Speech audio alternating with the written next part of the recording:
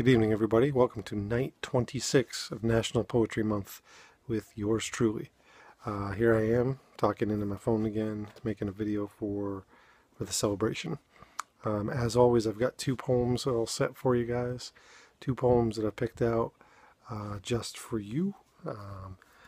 Yeah, so that's about it. I want to show and tell for a second. Picked up some new poetry, actually.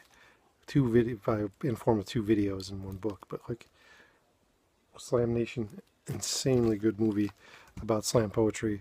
It's got Taylor Molly in it. It's got Saul Williams in it, Jessica Care Moore, Bo Saya, Bob Holman. Like, oh man, I'm trying to remember. Mums, a whole bunch of people. Really cool. And then I picked up this one, which I'm really excited about, called "Louder Than a Bomb." It's about the Chicago youth poetry group. And it so follows some poets through the competitions and everything, all teenagers, and I'm really inspired by teenagers that do it up and speak out like that, because when the youth speaks, I think we're better off to listen, and so that's a really cool thing. And there's this one here which I'm really jazzed about. It's got breakbeat poets. Yeah, New American Poetry and the Age of Hip Hop, which is cool because like all the poets in there are born in like from 1968 to 1999, so you got a pretty big range of like hip hop aficionado types who felt like writing books or poetry, or rather, about or in the vein of hip hop, which is awesome to me because I'm a huge hip hop head. And beyond that, what's cool about that is that. It's just, well, there's a lot of younger poets in there too, but it's just a really cool idea. Breakbeat poetry.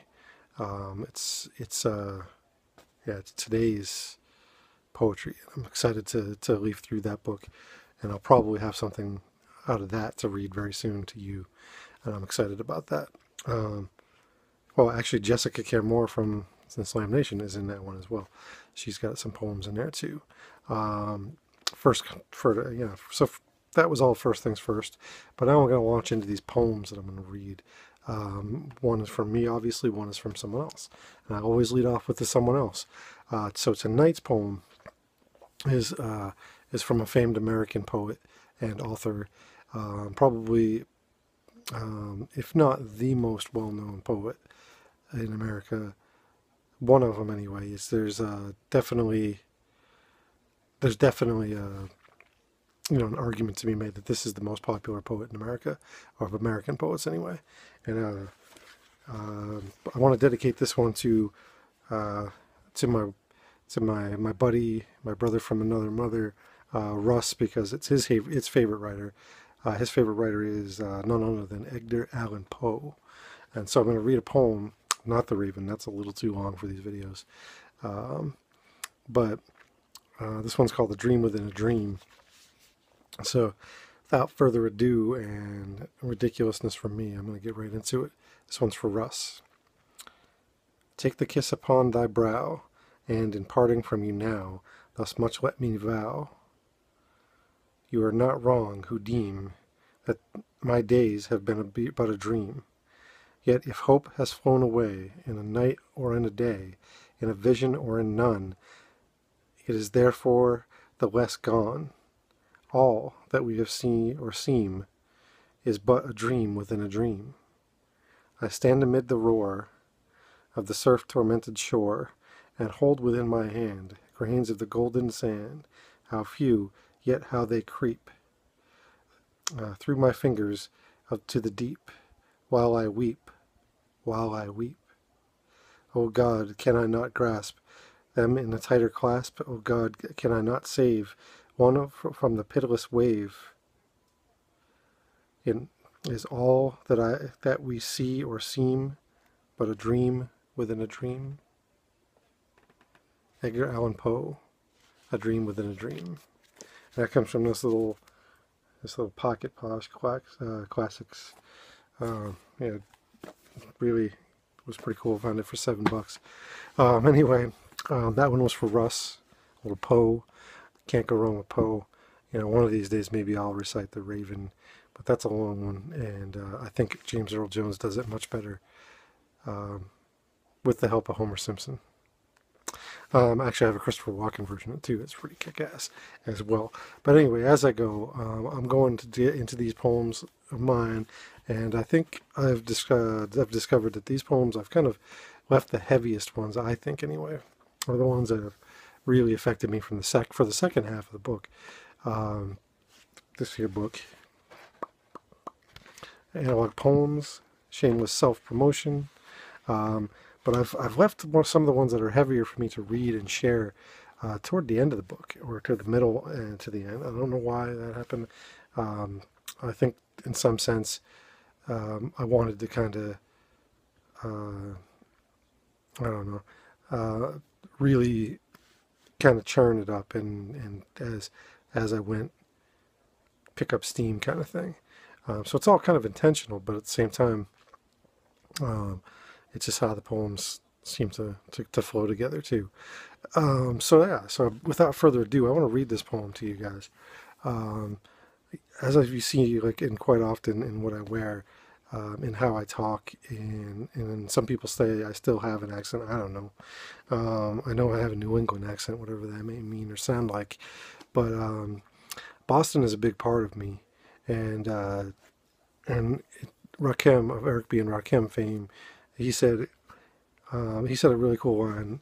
He said, "It's not where you're from, it's where you're at." You know, I'm originally, born in, being in the Bean Town, if you will, even though sometimes people are like, "No, you don't say that down here." But anyway, Boston is a huge part of my heart. I love going there. A lot of family lives there. My auntie that I love very much, that comments on all these videos, she lives in the Boston area still. But anyway, Boston's a huge thing. I mean, everywhere about me, from sports teams to just the idea of the city. I love it. I love the city. So a couple years ago, I had the chance to go back to Dorchester, which more specifically is where I lived when I was down there.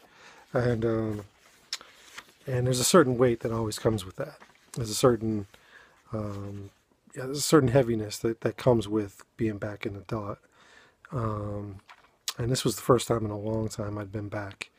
And so I'm going to read this poem called Going Home, November 3rd, 2012. The greatest thing about this was it's the night before that I saw one of my most favorite musicians, Citizen Cope, who I'd like to think his music kind of gave me that extra fuel and push to get down there. All right, but rambling on I go, and I'm going to do this again.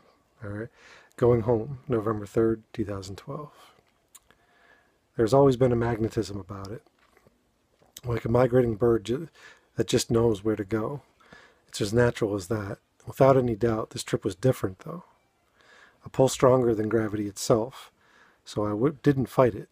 Why would I? Stepping on the orange line, I knew right where I was going. I woke up that morning with a driven spirit. There was no other thought, as if there was any chance of that. I was going home to where my soul took human form. I switched to the red line, my heart getting heavier by the stop. Sitting on the train, I carried a cargo that weighed tons. Damn heavy, getting heavier and heavier. Not even sure if I was breathing. The train pulls into my stop, my street, my grounds, and as I stepped, I felt what I haven't felt in a long, long time. And I prayed. For what? I'm still not sure.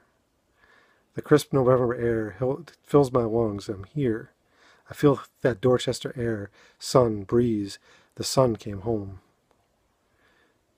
Seeing the sign for Samoset, my street, hits me like a brick in the face. My chest, I could have sworn it was being crushed.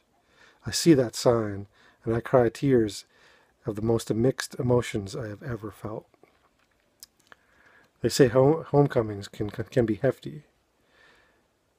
And they also say that shit can get real. So I'm standing at the corner of Samoset and Center, just reading that sign. I sense myself sinking to the sidewalk like it's some sort of urban quicksand. There was no motion in my body but breathing and tears. Dorchester, a native son in his native land. I walked the streets of my childhood. Every step was more familiar than the last. It all came back, every thought, every memory.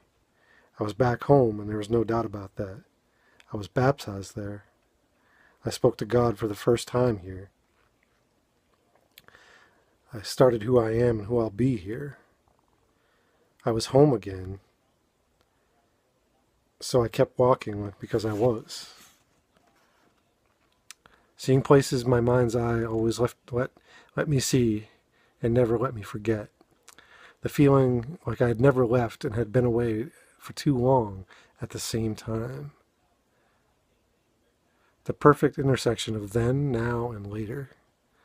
Walking onto Dodd Ave, even more surged back. That's the store my parents bought cigarettes at. That's the store that if I rode my bike past, I'd go further than Ma wanted me to. Of course, I always went further on that bike. This time, I turned left.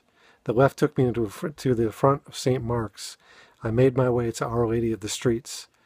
As a son, I thanked her for delivering the world her son. Her son is who I found next when I looked for something else. I was looking for the tree Stacy kissed me under and said we'd get married under. Instead, I found him, standing there like he knew I was coming.